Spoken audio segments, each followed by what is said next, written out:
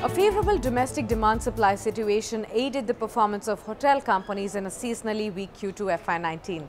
Let's do a three-point analysis of some of the noteworthy companies in this sector and what's the growth outlook going forward.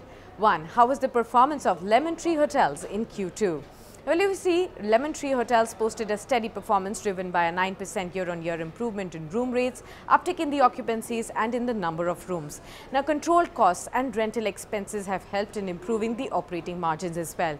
The company is now strategically moving away from large corporates where price hikes remain limited and focus more on the retail segment and mid-corporates where there is more dynamic pricing.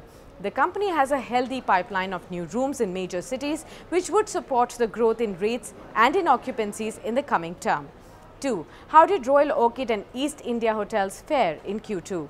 Royal Orchid reported a healthy 9% year-on-year uptick in revenue with improvement in occupancies with a noticeable uptick in margins. The company managed to record a 20% year-on-year uptick in EBITDA. However, lower other income along with higher other expenses led to a 3% year-on-year contraction in net profit. Losses at the subsidiary level have started to trim. It also has plans to add around 15 more properties in FY19, which would provide a boost to the top line in the coming quarters. On the other hand, East India Hotels has seen a steady growth in revenue and profitability post the opening of the Prime Hotel Oberoi Hotels property in Delhi since January this year. Now, the company has also seen strong 22% year-on-year growth in top line, boost in occupancies and room rates across properties coupled with cost optimization enabled uptick in margins. Now, proceeds from the sale of investments in associate companies has led to an abnormal boost in net profit.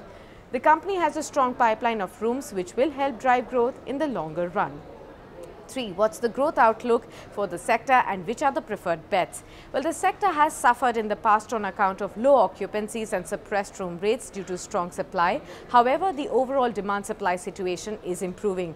The quarter saw better occupancies. We expect the momentum to continue and strong growth to follow, leading to a healthier growth in Q3, given the second half of the year is seasonally the stronger one for the leisure industry.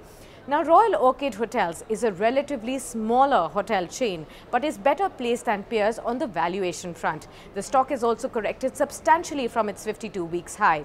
Lemon Tree and East India Hotels both are quality stocks, but at their current price, they seem a tad expensive. We would like to see a better entry point for these, although these should be kept on the radar as tourism sector as a whole is positioned for growth.